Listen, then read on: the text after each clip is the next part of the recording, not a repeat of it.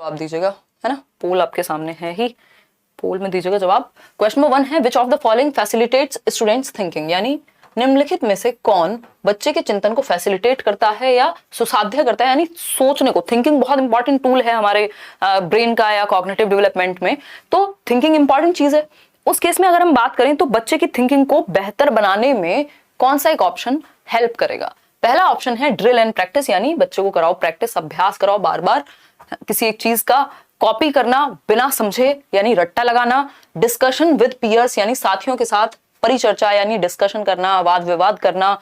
Passive listening, यानी बस robot की तरह बैठ के सुनते रहना।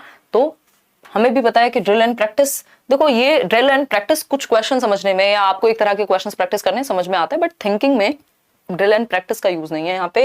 कॉपिंग विदाउट अंडरस्टैंडिंग, ये तो रोट लर्निंग हो गया, रट्टा हो गया। एक होती है मीनिंगफुल लर्निंग, जिसको हम अर्थपूर्ण अधिगम कहते हैं, जिसको प्रमोट करता है आज की डेट में सारी जितनी भी पॉलिसीज हैं, जितने भी कमीशन है, सब यही बात कहते हैं कि भाई हम मीनिंगफुल लर्निंग, या कंस्ट्रक्टिविज्म जो है रचनावाद, वो भी यही कहता है कि अर्थपूर्ण अधिगम हो जीवन से जोड़ करके। अर्थपूर्ण कब बनेंगी चीजें, मीनिंगफुल कब बनती हैं। दुनिया में बहुत सारी चीजें हो रही हैं, हमारे लिए मीनिंगफुल क्या होती हैं चीजें, वो चीजें जो हमारी लाइफ से कनेक्ट कर पाए, जिनसे हम कनेक्ट कर पाए। तो ये मीनिंगफुल लर्निंग तो है नहीं, ये तो रोट लर्निंग हो गया, रट्टा हो गया। तो रट्टे को नहीं, मीनिंगफुल लर्निंग को सपोर्ट करना है। डिस्कशन विद पीयर्स, साथियों के साथ चर्चा। अगर आप चर्चा करेंगे दैट मींस आपको इंटरेस्ट आएगा, आप 4 व्यूज दूसरे के सुनेंगे और 4 पर्सपेक्टिव्स अपने शेयर करेंगे, दैट मींस मीनिंगफुल लर्निंग है। लर्निंग बाय डूइंग है, एक्टिव लर्निंग हो रही है, आप सक्रिय रूप से भागीदारी निभा रहे हैं, एक्टिव पार्टिसिपेंट बन रहे हैं आप डिस्कशन के अंदर। तो ये क्या हुई, मीनिंगफुल लर्निंग है। और मीनिंगफुल लर्निंग से क्या होगा, थिंकिंग स्टिमुलेट होगी। अगर आप 4 लोगों में बैठ के बात कर रहे हैं, डिस्कस कर रहे हैं, तो सोचना पड़ेगा, आपको अपने विचार देने पड़ेंगे, रटे रटाए से काम नहीं चल पाएगा। ठीक, तो पैसिव लिसनिंग तो कभी नहीं होगा। बट बच्चा सबसे ज्यादा एक्टिव किस ऑप्शन में है, बच्चा सबसे ज्यादा जो एक्टिव है वो सी ऑप्शन में है। और 99% केसेस में इस तरह के क्वेश्चंस में जहां बच्चा सबसे ज्यादा एक्टिव है, वो आंसर, वो ऑप्शन सही है। आगे बढ़ेंगे, C option is the right answer. साथियों के साथ परिचर्चा। पीयर ग्रुप होता है जो लगभग सेम एज के बच्चे, आपके क्लासमेट्स हो सकते हैं या आपके साथ रहने वाले लोग, कई बार एज में बड़े भी हो सकते हैं, बट जिनके साथ आप रहते हैं या जिनके साथ आप काम करते होंगे, जिनके साथ आप पढ़ाई कर रहे हैं, स्कूल के कॉन्टेक्स्ट में अगर हम बात करें। क्वेश्चन नंबर 2 देखिएगा, अच्छा क्वेश्चन है, पोल में जवाब दीजिएगा एक बार। अगर हम बात करें तो क्वेश्चन नंबर 2 कहता है it is important to dash situations where the students are dash listeners for long periods of time, यानी यह महत्वपूर्ण है, ऐसी स्थितियां टालना महत्वपूर्ण है या पैदा करना महत्वपूर्ण है। खुद से देखिएगा कि इन दोनों का कॉम्बिनेशन बना करके कौन सी बात फिट हो पा रही है। क्रिएट और पैसिव, प्रिवेंट और एक्टिव, रीइंफोर्स और डॉगाइल, बताइए। 60% लोग कह रहे हैं C option is the right answer. मतलब इट इज, सी को चेक कर लेते हैं फिर। It is important to prevent situations where the students are active listeners for long periods of time. Prevent, really prevent का मतलब समझते हैं, निषेध या बचना ऐसी सिचुएशन से जहां पे बच्चे एक्टिव हो सकें। ये तो भाई आपने बहुत ही खराब बात कर दी, है ना। ऐसे नींद में आंसर नहीं करना है, ठीक है, बिल्कुल गलत है। जितने भी लोग 64% लोग सी कह रहे हैं, जो कि गलत है। समझते हैं, फिर से समझते हैं। चलो, हो सकता है मैंने गलत पढ़ लिया हो, आप लोग के कॉन्फिडेंस को देख के लग रहा है मुझे। देखिए एक बार, क्वेश्चन नंबर 2 कहता है it is important to avoid situations where the students are passive listeners for long periods of time. यही बात यहां सीधे सीधे फिट हो रही है। It is important to create situations where the students are passive listeners for long time, यानी ऐसी सिचुएशंस को क्रिएट करना इंपॉर्टेंट है जहां पे बच्चा पैसिव हो। भाई बिल्कुल नहीं है इंपॉर्टेंट, ऐसी सिचुएशन तो क्रिएट ही नहीं करनी चाहिए। रीइंफोर्स करना, जहां पे बच्चे को आज्ञाधीन बना दिया जाए, सिर्फ उसको सीधा ऑर्डर दिए जाएं, ये भी गलत है। ऐसी सिचुएशन भी क्रिएट नहीं होनी चाहिए। तो पहले इंग्लिश में समझते हैं। It is important to create, यानी ऐसी सिचुएशंस को क्रिएट, सॉरी अवॉइड करना। ये तो हम इसको तो कैंसिल कर ही चुके हैं, है ना। बात आती है फर्स्ट को चेक कर लेते हैं अब, बाकी तो सेट बैठ ही नहीं रहे हैं। It is important to avoid, क्या है avoid. It is important to avoid situations where the students are passive, यानी निष्क्रिय हैं जहां पर बच्चे। Passive listeners for long periods of time, यानी ऐसी सिचुएशंस को अवॉइड किया जाना चाहिए जहां बच्चा निष्क्रिय है, पैसिव है, एक्टिव नहीं है, क्योंकि बच्चे को एक्टिव होना है ना कि पैसिव, राइट। यहां पे फिट करके देख लेते हैं। ऐसी स्थितियां टालना महत्वपूर्ण है, टालना महत्वपूर्ण है जहां छात्र लंबे समय तक निष्क्रिय श्रोता बना रहे, है ना। जहां जो छात्र है अगर वो निष्क्रिय श्रोता बना रहेगा तो ऐसी परिस्थितियां तो आपको क्लासरूम में एज अ टीचर टालनी पड़ेंगी, क्योंकि हम करके सीखने की बात करते हैं, हम लर्निंग बाय डूइंग की बात करते हैं, हम एक्टिव एक्सपेरिमेंटेशन, एक्टिव एक्सप्लोरेशन की बात करते हैं, लर्निंग थ्रू एक्टिविटी की बात करते हैं, कंस्ट्रक्टिविज्म की बात करते हैं, प्रोग्रेसिव एजुकेशन की बात करते हैं, जहां बच्चा चाइल्ड सेंटर्ड एजुकेशन में होगा, यानी बच्चे के अकॉर्डिंग चीजें होंगी, वो एक्टिव होना चाहिए। तो इसका जो सही उत्तर है वो है ए ऑप्शन, सी बिल्कुल भी सही नहीं है। पता नहीं आपने कैसे पढ़ा है इस क्वेश्चन को। देखो यही देखो कितना आसान टॉपिक है, कहने को ये चाइल्ड सेंटर्ड एजुकेशन का टॉपिक है, इतना आसान है जिसकी हद नहीं है। कि चाइल्ड सेंटर्ड सीधे सीधे ये कहती है कि बच्चा क्रिएटिव है, बच्चा क्यूरियस है, बच्चा सीख सकता है, 3 बातें कहती है, और बच्चे को एक्टिव रखना है। लेकिन क्वेश्चन की लैंग्वेज ऐसे घुमाई गई है कि अभी भी 43% लोग समझाने के बाद भी नहीं समझ पाए, अभी भी कह रहे हैं कि सी ऑप्शन सही है। समझो इसको फिर से, सेंटेंस क्या बन रहा है वो देखो, उसके हिसाब से तो फिट करोगे। It is important to create situations where the students are passive, तो ये तो बात ही नहीं बन रही बी ऑप्शन में कि ऐसी सिचुएशन क्रिएट करो जहां पे पैसिव रहे बच्चा। इंपॉर्टेंट है ऐसी सिचुएशन क्रिएट करना, बिल्कुल भी नहीं। फिर आता है C option, it is important to prevent situations where the students are active listeners, ऐसी सिचुएशन को प्रिवेंट करना, निषेध कर देना चाहिए जहां बच्चा एक्टिव है, ये भी गड़बड़ है। ऐसी सिचुएशन को रीइंफोर्स करना चाहिए जहां बच्चा क्या है, आज्ञाधीन है, यानी आज्ञा जो दी जाए वही काम करे, ऐसी सिचुएशंस को प्रमोट करना चाहिए, बिल्कुल नहीं करना चाहिए। तो सिंपल आंसर यहां ए ही फिट बैठता है, क्योंकि आपको दोनों ऑप्शन लगा करके देखना है कि बच्चे के हित में बात जा रही है कि नहीं जा रही है ना। इसको शांति से बैठ के सॉल्व करना फिर से, और ये एक्सप्लेनेशन देखना। It is important to avoid situations, यानी ऐसी सिचुएशंस को अवॉइड करना महत्वपूर्ण है, ऐसी सिचुएशंस को, ऐसी परिस्थितियों को टालना महत्वपूर्ण है जहां बच्चा लंबे समय तक, 1 घंटे 2 घंटे या जितनी भी देर तक पैसिव लिसनर बन के बैठा रहे।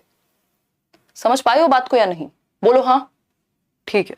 आगे बढ़ते हैं, चलते हैं क्वेश्चन नंबर 3 पर। ऐसे डरोगे क्वेश्चन देख के, अभी तो पेपर आया भी नहीं है, चक्कर आने लग गया आप लोग को।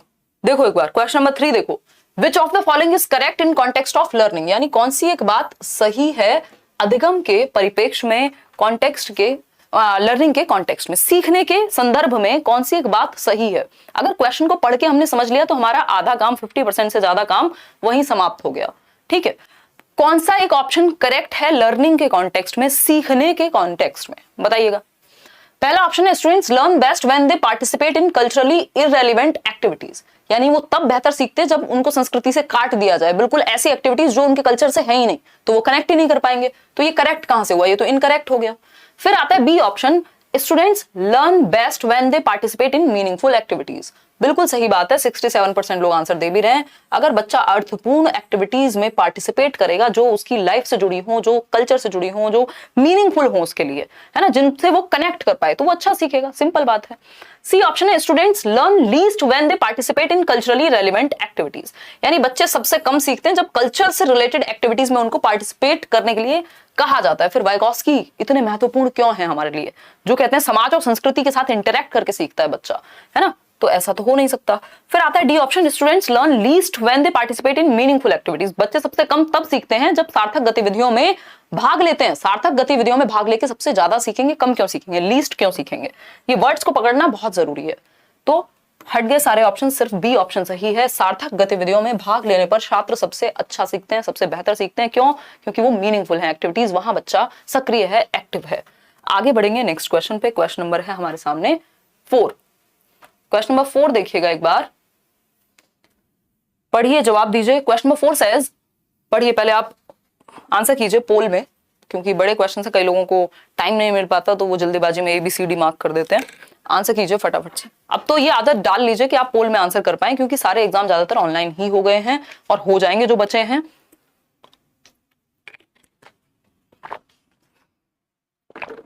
फटाफट बताइए। तो while designing instructions, a teacher should ensure that her instructions does not, यानी कि जब आप इंस्ट्रक्शंस को डिजाइन कर रहे हैं, दैट मीन्स जब आप अपना लेसन प्लान बना रहे हैं कि आप पढ़ाएंगे कैसे, क्या कर रहे हैं, अपना LP तैयार कर रहे हैं, लेसन प्लान बना रहे हैं कि आप पढ़ाएंगे कैसे, तो टीचर को क्या इंश्योर करना चाहिए, क्या सुनिश्चित करना चाहिए कि इंस्ट्रक्शन में क्या नहीं होना चाहिए, यानी उसके पढ़ाने से, उसके लेसन प्लानिंग से क्या नहीं होना चाहिए, उसके लेसन प्लान में क्या नहीं होना चाहिए। तो पहला ऑप्शन है कंफ्यूज एंड डिस्करेज स्टूडेंट्स, ये सुनिश्चित करना चाहिए कि जो इंस्ट्रक्शन है वो बच्चे को कंफ्यूज ना करे और डिस्करेज यानी हतोत्साहित ना करे। बात तो सही लग रही है, फिर भी हम बाकी ऑप्शन चेक करेंगे। ये इंश्योर करना चाहिए कि फैसिलिटेट्स स्कैफोल्डिंग, यानी कि teacher should ensure that her instruction does not facilitate scaffolding, ये सुनिश्चित नहीं करना चाहिए कि स्कैफोल्डिंग यानी हेल्प दी जा सके बच्चे को। भाई हेल्प तो दी जानी चाहिए, डज नॉट क्यों? मीडिएट लर्निंग यानी लर्निंग में बीच में मीडिएशन हो सके, बिल्कुल होना चाहिए। Result in transfer of learning यानी सीखने के हस्तांतरण में मददगार ना हो, क्यों ना हो भाई? डज नॉट क्यों करना चाहिए? एक ही बात यहां सही है, वो है कि ध्यान रखना चाहिए टीचर को अपना इंस्ट्रक्शन प्लान करते समय कि जो वो पढ़ाने जा रहा है या जा रही है वो बच्चे को कंफ्यूज ना करे, वो बच्चे को डिस्करेज ना करे, वो बच्चे को हतोत्साहित ना करे। ठीक है जी, आगे बढ़े। A option is the right answer. Question number 5 देखिएगा। क्वेश्चन नंबर 5 देखिए, अगर हम बात करते हैं क्वेश्चन नंबर 5 कहता है which of the following is not promoted by the advocates of socio constructivist approach of learning, यानी कि कौन सी एक बात सामाजिक रचनावादी दृष्टिकोण को समर्थन नहीं देती। सामाजिक रचनावादी दृष्टिकोण क्या है?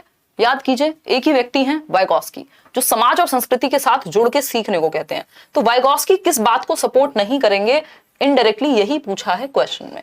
क्यों? क्योंकि सामाजिक रचनावादी वही हैं। सामाजिक रचनावादी कौन क्या मानेंगे कि समाज में ज्ञान की रचना हो सकती है, समाज और संस्कृति के साथ जुड़ के बच्चा सक्रिय रूप से ज्ञान की रचना कर सकता है। मतलब आप अपनी दादी नानी से कहानियां सुन के, अपने बड़ों के साथ इंटरेक्ट करके, अपने दोस्तों से बहुत कुछ सीखते हैं। मतलब हम समाज और संस्कृति से बहुत कुछ सीखते हैं, ऐसा वाइगॉस्की कह रहे हैं। मतलब ग्रुप्स में लर्निंग होगी, समाज के साथ लर्निंग होगी, कुल मिला के बात ये है। लेकिन कौन सी बात इस चीज के अगेंस्ट है?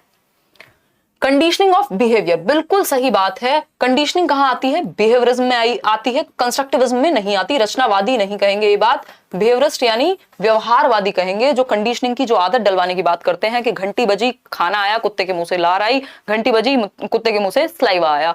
जो डॉग है वो सेलिब्रेट करेगा। पैवलोव को याद कीजिए, स्किनर को याद कीजिए, थॉर्नडाइक को याद कीजिए, हल को याद कीजिए, टॉलमैन को याद कीजिए। ये सारे लोग, किस वुडवर्थ की बात करें अगर हम, जेबी वॉटसन की अगर हम बात करें, कौन है ये लोग? ये बिहेवियरिस्ट लोग हैं जो आदत डलवाने की बात करते हैं, जो कहते हैं हम किसी को कुछ भी बना देंगे, बस आदत डलवानी है। बहुत ही आसान शब्दों में मैं इसको कह रही हूं, आदत मींस कंडीशनिंग करा देंगे हम। ठीक है, एक तरह से ब्रेन वॉश कर देंगे हम। ठीक, अगर हम बात करें डिस्कवरी लर्निंग की, तो इसमें क्या होगा?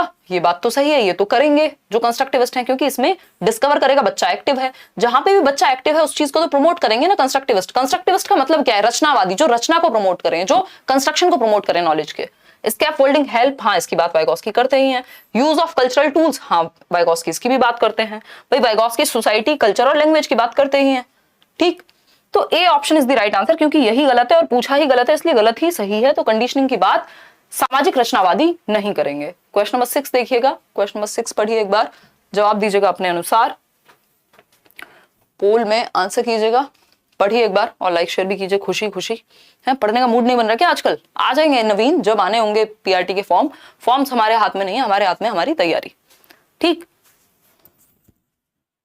देखिए, in order to enhance problem solving skills, समस्या समाधान की जो कौशल है समस्या समाधान के, उनको एनहेंस करने के लिए, उनको बढ़ावा देने के लिए which of the following is a good strategy, कौन सी एक स्ट्रेटेजी अच्छी स्ट्रेटेजी है, कौन सा एक तरीका अच्छा तरीका है अगर हम बात कर रहे हैं समस्या समाधान को बढ़ावा देने की।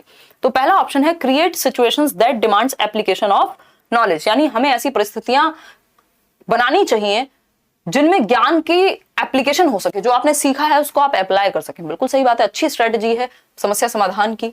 फिर भी पढ़ते हैं, give a list of facts to rote memorisation, रटने से कभी भी ज्ञान का सृजन नहीं होगा। फिर आता है instruct students to copy written information, copy written information मतलब बस बिना दिमाग लगाए रोट लर्निंग कर लो। Teach content for getting good marks, again ये भी उद्देश्य नहीं है शिक्षा का कि अच्छे नंबर लाए जा सकें, सिर्फ अच्छे नंबर आ जाएं बात अलग है, बट फोकस किस चीज पे है कि हम नॉलेज को कंस्ट्रक्ट कर सकें, यानी सिचुएशन ऐसी क्रिएट करना जहां पे एप्लीकेशन, जो भी उसने सीखा है उसको अगर वो अप्लाई कर पाए।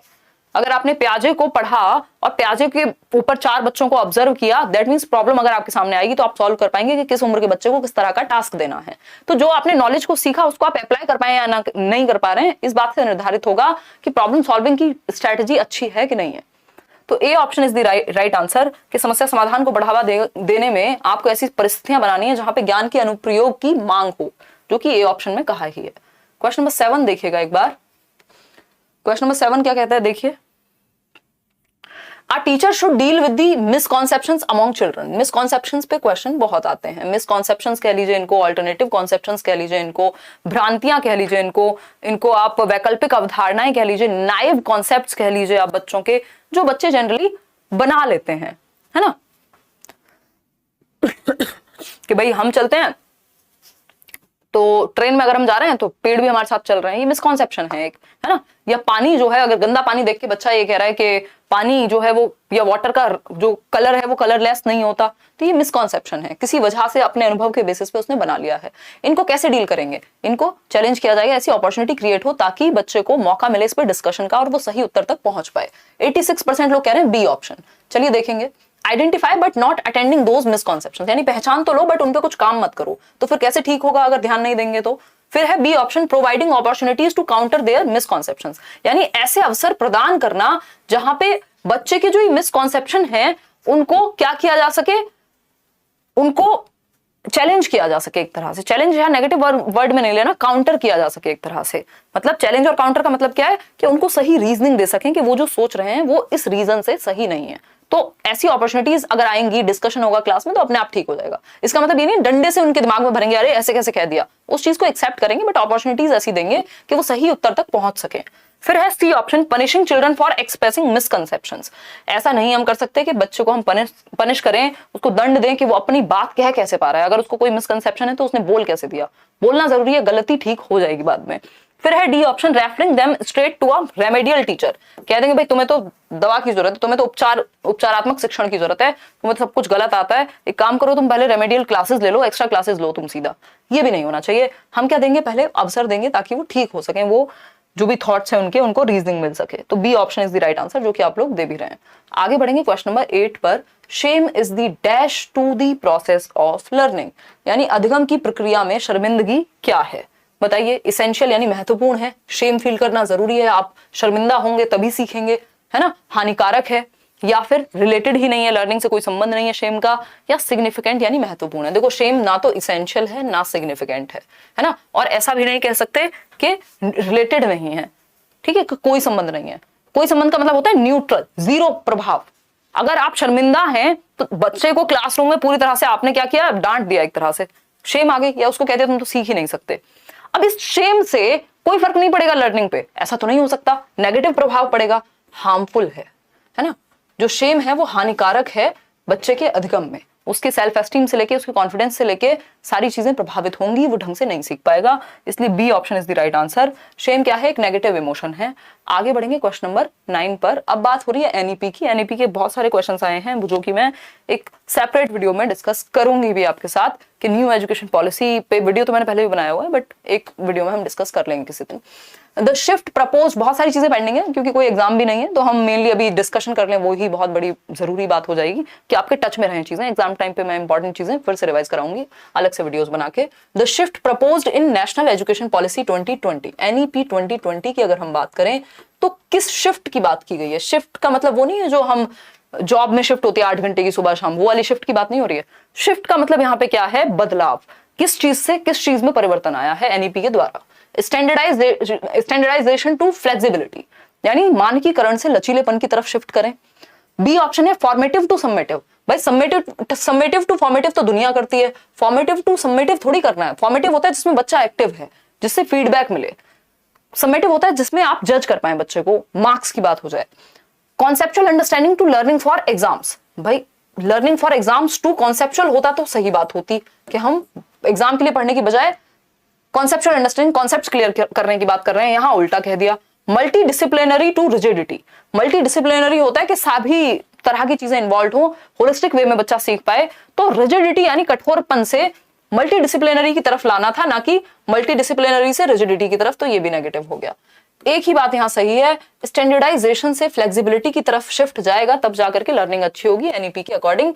मानकीकरण से लचीलापन, लचीलापन क्या है, स्टैंडर्डाइजेशन है, 10 लोग एग्जाम दे रहे हैं, 10 लाख लोग एग्जाम दे रहे हैं और सबके लिए एक जैसा है, उसमें ना इंडिविजुअल डिफरेंसेस को, ना बच्चे के इंटरेस्ट को, ना एप्टीट्यूड को ध्यान में नहीं रखा जाता।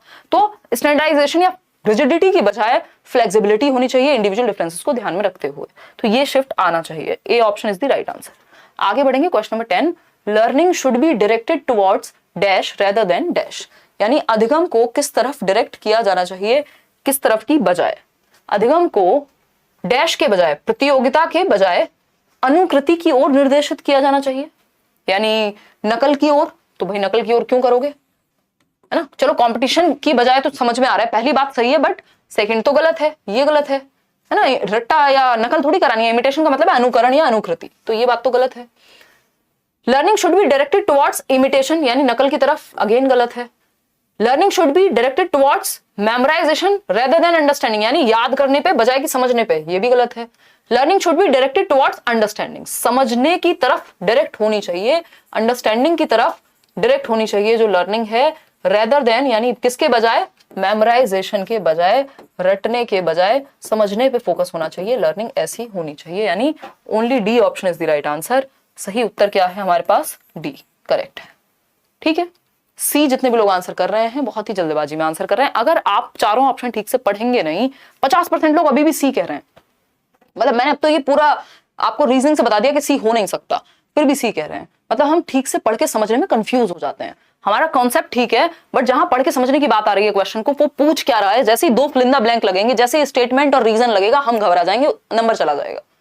इसीलिए तो अभी प्रैक्टिस करनी है। ये क्वेश्चन ऐसे हैं जिनको आप पेपर के टाइम पे जस्ट प्रैक्टिस करके नहीं हवा में सही कर देंगे। अगर आपका कॉन्सेप्ट या आपने बार बार प्रैक्टिस नहीं की है, शांति से बैठ के दिमाग को शांत रख के समझने की कोशिश नहीं की है क्वेश्चन को और ऑप्शंस को, तो गड़बड़ करेंगे, एंड मोमेंट पे आज की डेट में दिक्कत होगी पेपर में पास होने में। ठीक, चाहे वो सीटेट ही क्यों ना हो। देखो एक बार, अधिगम को रटने के बजाय यहां लगा के देख लिया करो ना, रटने के बजाय समझने की ओर निर्देशित किया जाना चाहिए। बात तो ठीक लग रही है। एक मिनट रुको, अधिगम को रटने की बजाय समझने की ओर, अच्छा ये हिंदी और इंग्लिश में अलग है, इसका सिंपल मतलब ये है। मैंने बेकार में आपको इतना लेक्चर दे दिया, ये इन्होंने ऐसे ही दिया हुआ है या तो फिर टाइपिंग मिस्टेक हुई होगी। Learning should be directed towards understanding rather than memorisation, ऐसा हुआ है इस बार पेपर में कि बहुत सारी गलतियां इन्होंने भी की हैं। देखो इस केस में जिन्होंने गलती, क्योंकि ये नंबर फ्री में नहीं मिला, ये 9 नहीं लिखा हुआ इसकी तरफ, इसका नंबर फ्री में किसी को नहीं मिला। ठीक है, आई एम सो सॉरी जिन लोगों ने सही उत्तर दिया था हिंदी देख करके, ज्यादातर लोग जो है वो हिंदी मीडियम वाले हैं, समझती हूँ मैं।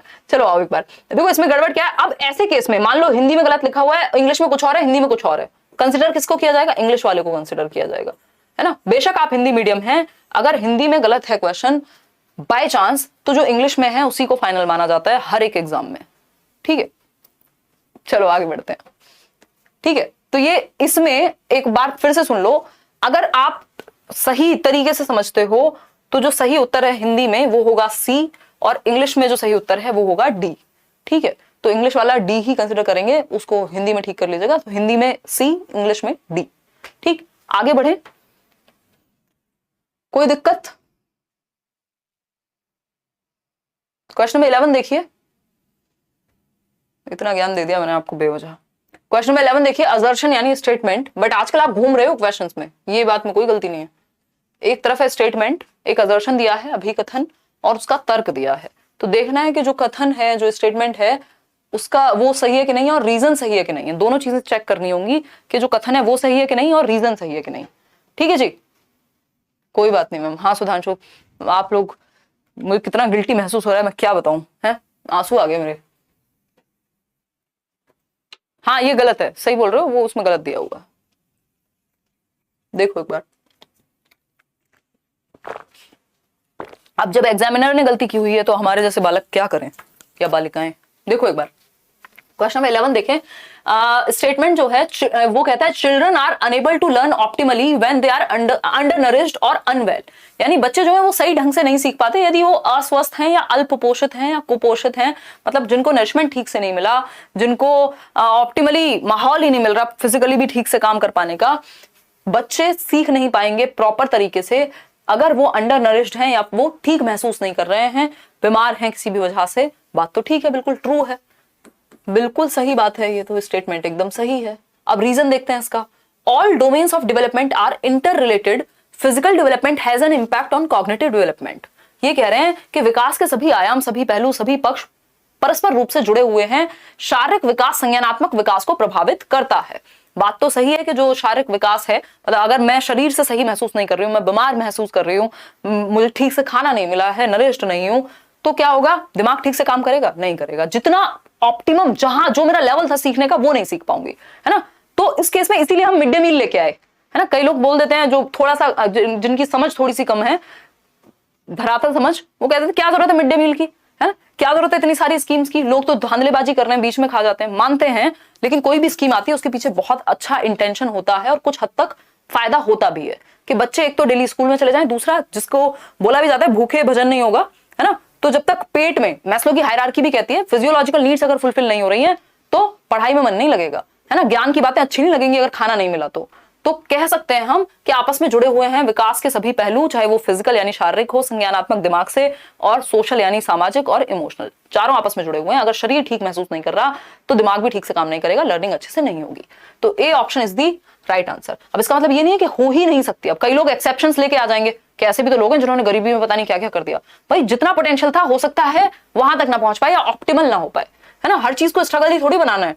Both A and R are true and R is the correct explanation of A, यानी ए और आर दोनों सही हैं। और जो रीजन है वो स्टेटमेंट का जो रीजन दिया गया है वो बिल्कुल सही दिया गया है कि अगर बच्चा अंडर नरिश्ड है या अनवेल है तो इसका मतलब सिंपल क्या हुआ, सीखने में दिक्कत क्यों होगी? क्योंकि डेवलपमेंट के सभी एस्पेक्ट जो हैं इंटर रिलेटेड हैं। ठीक, तो A option is the right answer, बाकी की तो जगह यहां बचती ही नहीं है। क्वेश्चन नंबर 12 देखेंगे फटाफट से। Which principle of development does this illustrate? पढ़िएगा जरा, जवाब दीजिएगा, जवाब। देखिए एक बार, which principle of development does this illustrate, यानी विकास के किस सिद्धांत को इस एक्सप्लेनेशन से दर्शाया गया है? The child learns to stand before she can walk and babble before she talks, यानी जो बच्चा है, चाइल्ड लर्न्स टू स्टैंड यानी बच्चा क्या है, खड़े होना पहले सीख लेता है चलने से, यानी बच्चा चलना सीखने से पहले खड़े होना सीखेगा। भाई ऑब्वियस है ना, बच्चे ने पहले खड़े होना सीखा, पहले तो बैठना सीखा होगा, फिर ऐसे घिसट के चलना सीखा होगा, क्रॉलिंग बोलते हैं जिसको, फिर खड़े होना सीखा, फिर चलना सीखा, फिर दौड़ना सीखेगा। ठीक है, and babble before she talks, babbling क्या होती है, बा माँ, जो सिंगल सिलेबल वर्ड्स हैं वो बच्चा बोलने लगेगा, पा। ठीक, प्रॉपर बोलने से पहले वो बेबलिंग बलबलाना सीखता है। बात तो ठीक है, एक सीक्वेंस है ना, समझ पा रहे हो? 52% लोग सही समझ पा रहे हैं। डेवलपमेंट इज सीक्वेंशियल, यानी विकास क्रमबद्ध होता है, डेवलपमेंट सीक्वेंस में होता है, एक प्रॉपर सीक्वेंस में चलेगा कि बच्चा पहले बैठना सीखेगा, फिर खड़े होना सीखेगा, फिर खड़े होकर चलना सीखेगा, फिर चल के दौड़ना सीखेगा। ऐसा नहीं होगा ना पहले दौड़ना सीख लिया बाद में चलना सीखा, पॉसिबिलिटी नहीं है, सीक्वेंस ही नहीं है ये तो। और पहले बैबलिंग सीखने की बजाय पहले प्रॉपर बोलने लग गया और फिर बा पा माँ बोलना शुरू किया, ऐसा नहीं होता ना, सीक्वेंस है। तो डेवलपमेंट सीक्वेंशियल होता है, ये विकास का एक सिद्धांत है। Development proceeds from head to toe, ये तो फिर सेफेलोकॉर्डल हो जाता है। ऐसी बात नहीं हुई कि बच्चा पहले प्रॉपर, ये बात नहीं हो रही कि चलना सीखेगा या मतलब सर से पैर की तरफ जाएगा विकास, ऐसी बात यहां नहीं हुई। ठीक, उसका लैंग्वेज से कोई संबंध नहीं होता, ताल्लुक नहीं होता। डेवलपमेंट इज डिसऑर्डरली, नहीं ऑर्डर में होता है ये। अगर यहाँ सीक्वेंशियल की जगह ऑर्डरली भी लिखा होता तब भी बात सेम ही होती। Development progresses from centre to the extremities, इसको प्रॉक्सिमो डिस्टल कहते हैं, तो वो बात भी यहाँ नहीं हो रही है। तो A option is the right answer, सीधा सुंदर सस्ता टिकाऊ ऑप्शन है। कोई दर्द समस्या परेशानी अगर है तो बता दीजिए। क्वेश्चन नंबर 13 फिर से आपको, कई लोगों के तो डर बैठ गया इस तरह के क्वेश्चन देख करके, है ना, उनको लगता है क्या है ये, कहना क्या चाहते हो। ठीक, ये स्टेटमेंट है और नीचे दिया हुआ है रीजन, इससे अब आप बच नहीं सकते। इस तरह के क्वेश्चंस भरपूर पूछेंगे इस बार सीटेट के भी ऑनलाइन एग्जाम में, और DEET+B के भी क्वेश्चंस जब हम इंक्लूड करेंगे जैसे जैसे तो आपको दिखेंगे। क्वेश्चन भी प्रैक्टिस कराइए, फैक्चुअल क्वेश्चन भी प्रैक्टिस कराइए। फैक्चुअल के लिए तो मैं अलग से कुछ सेशन ले लूंगी, फैक्चुअल में है ही क्या, इतने सालों से फैक्चुअल ही कर रहे हैं, है ना, कॉन्सेप्चुअल भी कर रहे हैं बट फैक्चुअल भी कर रहे हैं। सीटेट सर्टिफिकेट यार अब तक आ जाना चाहिए था, पता नहीं सीटेट को हर चीज में अब समस्या होने लगी। आंसर की देते हैं तो जमाने लगा देते हैं, रिजल्ट देते हैं तो जमाने लगा देते हैं, पेपर कराते हैं तो जमाने लगा देते हैं, पता नहीं क्या कहना क्या चाह रहे हैं। देखो एक बार, छोटे बच्चे हैं, है?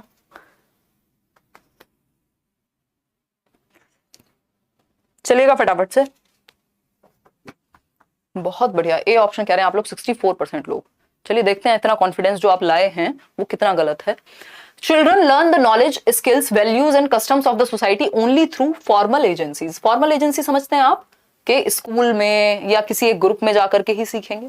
फॉर्मल मतलब जिसके लिए प्रॉपर एक सिस्टम बना हो कि समाज के नियम कायदे कानून तौर तरीके वो सिर्फ स्कूल में या किसी इंस्टीट्यूशन में जाके सीखेंगे कि कैसे बैठना है कैसे चलना है। घर में नहीं सीख सकते, रोड पे चलते हुए नहीं सीख सकते, किसी से बात करके नहीं सीख सकते, टीवी देख के नहीं सीख सकते। ये फॉर्मल एजेंसी थोड़ी है जहां पे आपने एनरोल किया खुद को, तो ये तो बात ही गलत है, फॉल्स है ये बात तो, है ना।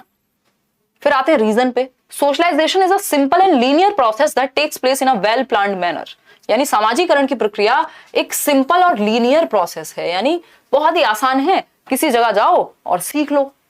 लीनियर है, एक रेखा में चलती है। लीनियर कैसे है भाई? कॉम्प्लेक्स प्रोसेस है, ऊपर नीचे आगे पीछे चलती रहेगी, स्पाइरल हो सकता है। कुछ चीजें आप घर से सीखेंगे, फिर दुनिया में जाएंगे, वहां कुछ चीजें सीखेंगे, फिर जो सीखी थी उनको सही करेंगे, आगे पीछे होंगी चीजें।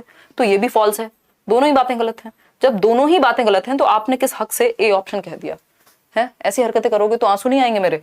देखो एक बार, A and R are false, दोनों ही बातें गलत हैं, गलत हैं, गलत हैं, है ना। ऐसी हरकतें अगर करोगे तो ऐसे कैसे चलेगा दीदी और भैयाओ? बताओ एक बार। मोहम्मद ईशान क्या कह रहे हैं? ईद मुबारक मैम, मेरा सीटेट में फर्स्ट अटेम्प्ट में 110 आया है। आपको बहुत सारे थैंक्स यार, थैंक यू सो मच, मुझे बहुत अच्छा लगता है मोहम्मद एहसान। बाकी ईद तो आई थिंक कल थी ना, चलो फिर भी ईद मुबारक, है ना। मुझे बहुत अच्छा लगता है आप लोगों से मिलके, थैंक यू सो मच। अभी क्या है, दो तरह के लोगों में बट गई हैं चीजें, है ना। जैसे कुछ लोग हैं जो जनरल वीडियोस देखते हैं, किसी ने व्लॉग देख लिया, उसका पढ़ाई से कोई संबंध नहीं है। शॉर्ट वीडियोस इतनी ज्यादा वायरल सी होती हैं आजकल, अलग अलग जगह पे मैं देखती हूँ, पता नहीं कोई रील चल गई, किसी ने कुछ भी डाल दिया, फैन चैनल्स हैं इतने सारे। तो एक तो है वो वाली पॉपुलेशन कह लीजिए, या वो वाली ऑडियंस कह लीजिए, वो वाले व्यूअर्स कह लीजिए। दूसरे व्यूअर्स हैं अपने लर्निंग वाले। तो जैसे बाहर लोग मेरे को मिलते हैं तो पहले बार में पता चल जाता है कि ये पढ़ने वाला व्यक्ति है या जस्ट बाकी वीडियोस देखता है। तो पढ़ने वाले लोगों की रिस्पेक्ट अलग होती है, नेक्स्ट लेवल होती है। मतलब कई बार तो मेरे को पीछे हटना पड़ता है, बड़ा मतलब अजीब लगता है पैर वैर छूने वाला सीन। तो वो डिफरेंशिएट कर पाते हो आप। तो ये जो आपने कमेंट किया या सुपर चैट किया, मतलब I can feel it, next level हो यार आप लोग। आ जाओ एक बार, पता नहीं आपको समझ में आया होगा मेरी इंटेंशन क्या थी ये बात कहने के पीछे, कि मतलब जो लोग पढ़ने लिखने वाले लोग हैं, जो डायरेक्ट ये वाले चैनल से जुड़े हुए हैं, अलग एक कनेक्शन रहता है। देखो, Jean Piaget's constructivism proposes that children progress through 4 stages of cognitive development। यानी जीन पियाजे कहते हैं कि बच्चे जो हैं संज्ञानात्मक विकास की 4 अवस्थाओं से होकर गुजरते हैं। देखिए, by acting upon the environment, यानी एनवायरमेंट के साथ अंतःक्रिया करके या क्रिया करके, through social interactions with more knowledgeable others, MKOs के साथ सामाजिक अन्योन्य क्रिया करके, ये तो वाइगोस्की का डायलॉग है। बाय इमिटेशन ऑफ अदर्स, ऐसा तो पियाजे नहीं कहते। थ्रू, ये कौन कहेगा इमिटेशन की बात? बेंड्यूरा करेंगे। Through anticipation of rewards, reward और पनिशमेंट की बात भी पियाजे वाइगोस्की नहीं करेंगे, बिहेवियरिस्ट लोग करेंगे, व्यवहारवादी करेंगे, स्किनर, थॉर्नडाइक, पावलोव, टॉलमैन, हल, वुडवर्थ, जेबी वॉटसन वगैरह वगैरह। ठीक, वातावरण में कितने नाम लिए वो कमेंट में बता दीजिएगा। अगर हम बात करें तो इसका सही उत्तर है bye acting upon the environment, वातावरण में अंतःक्रिया करके। देखो, एनवायरमेंट का मतलब ये नहीं कि जहां पे लोग ही होंगे, एनवायरमेंट में चीजें भी आ सकती हैं। बच्चे ने बॉटल को देखा, अच्छा उसने बॉटल उठाई, गिराया, देखा पानी निकला कि नहीं, फिर ये ढक्कन खोलने की कोशिश की, ये किया वो किया। ये है एनवायरमेंट में एक्ट करना, कि बच्चा एक्टिविटी करके, लिटिल साइंटिस्ट कहा है पियाजे ने बच्चे को, यानी नन्हे वैज्ञानिक है, वो एक्टिविटी करके सीखते हैं। तो A option is the only right answer. ये जो है ये वाइगोस्की की बात है कि सामाजिक अन्योन्य क्रिया, सोशल इंटरेक्शन करेंगे, अपने से बड़ों के साथ या अपने से ज्यादा जानने वाले लोगों के साथ सीखेंगे, एज चाहे कम हो या ज्यादा हो। आगे बढ़ेंगे, क्वेश्चन नंबर 15 देखिएगा। अकॉर्डिंग टू जीन पियाजे, at which stage of cognitive development can children operate on operations and perform hypothetico deductive reasoning. Hypothetico deductive reasoning समझते हैं आप, निगमनात्मक परिकल्पनात्मक चिंतन कहते हैं इसको हम। और बच्चे जो हैं वो ऑपरेट कर पाएंगे, यानी उनके अंदर लॉजिक आ जाएगा किस चीज को लेकर? हाइपोथेटिको डिडक्टिव रीजनिंग के लिए, यानी एब्स्ट्रैक्ट थिंकिंग आ जाएगी। हाइपोथेटिको डिडक्टिव रीजनिंग में एब्स्ट्रैक्ट थिंकिंग जरूरी है कि जो चीजें अभी नहीं भी हुई हैं उस पर भी हम कल्पना करके रीजनिंग कर सकें कि भाई अभी हमारा जो जीडीपी का ग्रोथ रेट है इतना है, उस साल में इतना हो सकता है। कुछ चीजों के बेस पे दिमाग लगा करके कुछ इकोनॉमिस्ट या साइंटिस्ट लोग अलग अलग चीजें बताते हैं, ठीक है। सेम चीज नहीं बताएंगे, पता चले जीडीपी ग्रोथ साइंटिस्ट थोड़ी बताएंगे, ठीक। तो अलग अलग चीजों पे हम कहते हैं ये वाली वेव आएगी। ये क्या है? हाइपोथेटिको डिडक्टिव रीजनिंग है, नेक्स्ट लेवल थिंकिंग है जो एब्स्ट्रैक्ट चीजों पे हुई है। फॉर्मल ऑपरेशनल में आएगी, सिंपल बात है। हाइपोथेटिको आती ही फॉर्मल ऑपरेशनल में है 11 से 15 या 16 वर्ष की उम्र में पियाजे के अकॉर्डिंग, ठीक। अगर सिर्फ ऑपरेशन लिखा होता तो कॉन्क्रीट ऑपरेशनल हो जाता, बिफोर ऑपरेशन लिखा होता तो प्री ऑपरेशनल। क्वेश्चन नंबर 16 देखिएगा। क्वेश्चन नंबर 16 कहता है, dash are very important in Lev Vygotsky's theory for cognitive development. Lev Vygotsky के संज्ञानात्मक सिद्धांत में क्या महत्वपूर्ण है इन 4 ऑप्शंस में से? कल्चरल टूल्स यानी सांस्कृतिक उपकरण, परिपक्वता यानी मैच्योरिटी, पनिशमेंट ना तो वाइगोस्की बात करेंगे ना पियाजे बात करेंगे। कौन बात करेगा पनिशमेंट और रिवॉर्ड की? बिहेवियरिस्ट, व्यवहारवादी। अडेप्टेशन, पता है ना व्यवहारवादी, थॉर्नडाइक, पावलोव, स्किनर। मैं रोज आपको नाम याद दिलाऊंगी ताकि आपके दिमाग में छप जाएं चीजें, ठीक है। अडेप्टेशन की बात पियाजे कर रहे हैं, वाइगोस्की नहीं करते। पियाजे की थियरी में कल ही मैंने आपको बताए थे 4 फैक्टर, MESE पियाजे की थियरी वाले, मैचुरेशन, एक्सपीरियंस, इक्विलिब्रेशन और सोशल एक्सपीरियंस, ठीक है। एक्टिविटी जिसको हम कह रहे हैं एक्सपीरियंस को। मैचुरेशन भी पियाजे बात करते हैं, वाइगॉस्की बात करते हैं संस्कृति की, सोसाइटी, कल्चर और लैंग्वेज, ये 3 चीजें सबसे महत्वपूर्ण है वाइगॉस्की की थियोरी में। तो जो सांस्कृतिक उपकरण है, जो हमारी संस्कृति है, उसमें जो भी चीजें हैं, जो भी टूल्स हैं, वो महत्वपूर्ण है हमारे संज्ञान के विकास के लिए, ऐसा वाइगॉस्की कहेंगे। तो 81% लोग आंसर सही दे रहे हैं। आगे बढ़ेंगे क्वेश्चन नंबर 17 पर। क्वेश्चन नंबर 17 देखिएगा एक बार। क्वेश्चन है थोड़ा सा बड़ा है, पढ़िएगा। मेजर डिफरेंस जीन पियाजे और वाइगॉस्की की थियोरी में। बहुत लोग इसमें कंफ्यूज होने वाले हैं। जीन पियाजे और वाइगॉस्की की थियोरी में प्रमुख अंतर क्या है? फटाफट से जवाब दीजिएगा, तभी हम बढ़ेंगे आगे।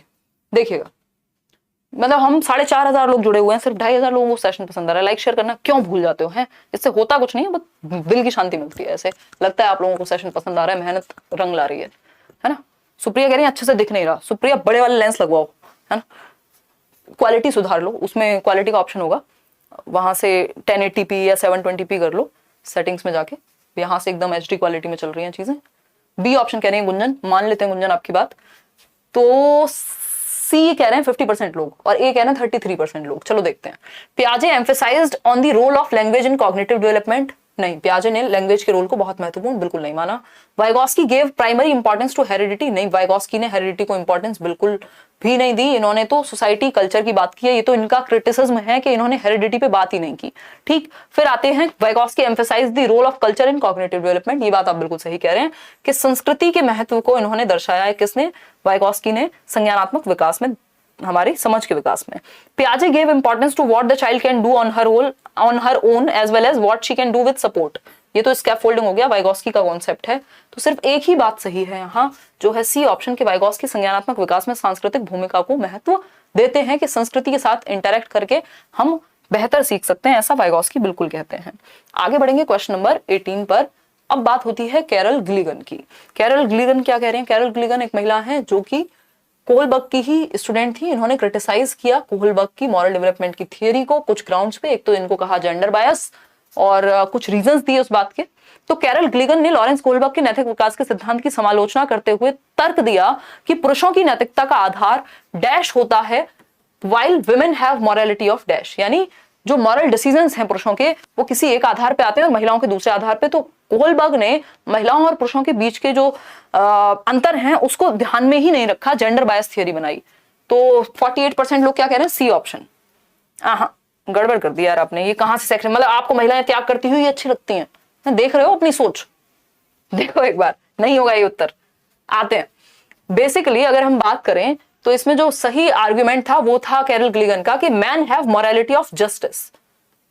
Man have morality of justice यानी न्याय की नैतिकता होती है पुरुषों में, जबकि स्त्रियों की यानी while women have morality of care, है ना, ज्यादा केयरिंग होती है, ये कह सकते हैं हम। तो देखभाल की जगह यहाँ कोई सही शब्द भी यूज कर सकते थे, बट हिंदी ट्रांसलेशन ऐसा ही है आपके एग्जामिनर्स का भी, और हमें भी वही यूज करना पड़ता है। ठीक, न्याय।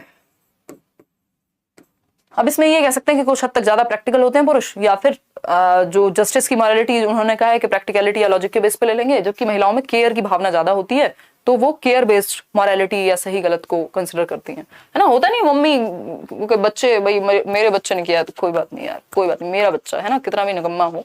हालांकि वो चीज बदल रही है, ऐसा नहीं है कि सारी माएँ ऐसी ही हैं कि वो सही को गलत और गलत को सही कुछ भी कहेंगी, बट बात ये है यहाँ पे कि मॉरल डिसीजंस लेने में जो महिलाओं का टेक है उसमें केयर जो है वो एक इंपॉर्टेंट रोल प्ले करती है, पुरुषों में जस्टिस या फिर लॉजिक की हम बात करें तो A option is the right answer. ये ऐसा नहीं कि उनके दिमाग में कुछ फेर बदल है, ये मॉरलिटी की बात हो रही है यहाँ पे, इसको कहीं और मत ले जाना, ठीक है। बाकी सब बातें बेकार हैं, पुरुषों के लिए केयर नहीं कहा, उल्टा हो जाएगा अगर बी ऑप्शन चूज करेंगे, तो ए ही एकमात्र सही उत्तर है। आगे बढ़ेंगे क्वेश्चन नंबर 19 पर हम, जिसका पोल आपको एडवांस में मिल गया 2 दिन पहले। क्वेश्चन नंबर 19 देखिएगा एक बार, है क्वेश्चन नंबर 19 देखिए। Which of the following is a correctly matched pair of the type of intelligence and the end state possibilities as per the theory of Howard Gardner। यानी कौन सा एक पेयर सही है या करेक्टली मैच्ड है। अगर हम बात करें हार्वर्ड गार्डनर के बहुबुद्धि के सिद्धांत की, इंटेलिजेंस एक तरफ दी हुई है, बुद्धि का प्रकार, और दूसरी तरफ उसका एंड स्टेट क्या हो सकता है। भाई गार्डनर ने 8 प्रकार की बुद्धि की बात की है ना, कि अगर म्यूजिकल इंटेलिजेंस है तो आप सिंगर बन सकते हैं, अगर लिंग्विस्टिक है तो आप टीचर बन सकते हैं, अगर आप या कुछ टाइप मतलब कुछ लेखक भी बन सकते हैं, अगर आप में साइंटिफिक या लॉजिकल है तो आप साइंटिस्ट या फिर मैथमेटिशियन बन सकते हैं। तो एक तरफ लिखी है बुद्धि, दूसरी तरफ लिखा है उससे रिलेटेड क्या बन सकते हो या एंड स्टेट क्या हो सकता है। इंटेलिजेंस क्या दी हुई है, लिंग्विस्टिक इंटेलिजेंस से व्यक्ति अकाउंटेंट बनेगा। यार ये तो मैथमेटिकल या फिर लॉजिकल चाहिए होगी, अकाउंट्स के लिए तो कैलकुलेशन चाहिए ना, लिंग्विस्टिक थोड़ी चाहिए कि अकाउंटेंट बहुत अच्छा बोलता हो, इस बात की क्या जरूरत है, फिर तो वो वक्ता बन जाएगा, फिर तो उसमें लिंग्विस्टिक में तो वक्ता आ जाएगा, कैलकुलेशन थोड़ी आएगी। जरूरी थोड़ी जितने भी वक्ता है वो बहुत अच्छे कैलकुलेट कर लेते हैं। इंटेलिजेंस क्या है, स्पेशल इंटेलिजेंस। एंड स्टेट क्या है, आर्किटेक्ट, यानी बुद्धि का प्रकार है स्थानिक बुद्धि, और एंड स्टेट क्या है, वास्तुकार, आर्किटेक्ट, जो एक बिल्डिंग बना सके। क्यों, क्योंकि स्पेशल इंटेलिजेंस है कि वो दिमाग में इमेजिन कर लेते हैं कोई रूम देख के भी कि कहाँ पे क्या चीज अच्छी लगेगी, चाहे वो इंटीरियर डेकोरेटर हो, चाहे वो नक्शा बनाने वाले लोग कार्टोग्राफर हो, चाहे वो आर्किटेक्ट्स हो, है ना, चाहे वो स्कल्पचर जो होते हैं, जो मूर्तिकार होते हैं, उनको भी पता है नाक कहाँ से क्या शेप देनी है। मतलब स्पेशल इंटेलिजेंस है, स्पेस से रिलेटेड, स्थान से रिलेटेड। ठीक, तो B option is the right answer over here. Intelligence bodily kinaesthetic, singer बनेगा, मतलब बॉडी बना के सिंगर अच्छे बनते हैं, मतलब जिनकी बॉडी में ज्यादा ताकत है वो सिंगर अच्छे बनेंगे, नहीं, बॉडीली काइनेस्थेटिक स्पोर्ट्स पर्सन बनेगा, सिंगर म्यूजिकल इंटेलिजेंस वाला बनेगा। ठीक है, नेचुरलिस्टिक से टीचर बन जाओगे, भाई जरूरी तो नहीं है, टीचिंग के लिए तो लिंग्विस्टिक भी चाहिए। अगर आप अपनी बात को व्यक्त नहीं कर पा रहे कैसे समझाओगे, कितना बोलना पड़ता है, लगातार बोलना पड़ता है। कई बार तो दोस्त कहते हैं चुप हो जाओ, तुम्हें हो गई है आदत ज्ञान देने की। ठीक है, तो B option is the right answer, बाकी कोई जम नहीं रहा यहाँ पे। आगे बढ़ते हैं, आज के लिए आखिरी सवाल। 20th क्वेश्चन देखिए, national education policy 2020 considers multilingualism, यानी एनईपी 2020 बहुभाषिता के बारे में क्या कहता है। बहुभाषिता समझते हैं भाई, डिफरेंट लैंग्वेजेस को मौका दिया जाना चाहिए, एक्सेप्ट किया जाना चाहिए क्लासरूम में। एक बच्चा हो सकता है जिसके घर में गुजराती बोली जाती हो तो वो गुजराती को आप एक्सेप्ट करें, किसी के घर में मलयालम हो, किसी के घर में तेलुगु हो, तमिल हो, हिंदी हो, हरियाणवी हो, भोजपुरी हो, कोई भी भाषा हो सकती है, पंजाबी हो, है ना। तो मल्टीलिंगुअलिज्म यानी मल्टीपल लैंग्वेजेस को क्लास में होना चाहिए, इसके बारे में न्यू एजुकेशन पॉलिसी क्या कहती है। तो हिंड्रेंस कहती है, मल्टीलिंगुअलिज्म को कोई भी पॉलिसी हिंड्रेंस या रुकावट नहीं कह सकती, एसेट है मल्टीलिंगुअलिज्म। एनसीएफ में भी यही था, एनईपी में भी यही है। अब आपको यहाँ पे घबरा नहीं जाना कि मैंने तो न्यू एजुकेशन पॉलिसी पढ़ी ही नहीं, कहां से आंसर दे दूं। अरे लॉजिकली बच्चे के हित में जवाब दे दो, बात खत्म, है ना। कोई दुनिया से अलग बातें थोड़ी कर रही है, न्यू एजुकेशन पॉलिसी बच्चे के हित में बातें कर रही है। जो एनसीएफ बात कर रहा था ज्यादातर बातें वही हैं, वो भी पूरी नहीं हो पा रही हमसे, जो 1962-64 में पॉलिसीज में बात हुई थी। ठीक, तो कक्षा में पूंजी के रूप में देखती है या फिर एक एसेट यानी एक रिसोर्स के रूप में देखा जाता है मल्टीलिंगुअलिज्म को। ये बात सही है, 78% लोग सही दे रहे हैं, अननेसेसरी नहीं है, बैरियर नहीं बन सकता। ये क्या है, एक एसेट है, एक रिसोर्स है। मल्टीलिंगुअलिज्म क्या है, एक संसाधन है। ठीक, तो B option is the right answer कि सभी भाषाओं का हम प्रयोग करें। बच्चा जो भी अपने घर से लेके आता है हम हर चीज को वेलकम करते हैं, उसको यूज करते हैं अच्छे के लिए।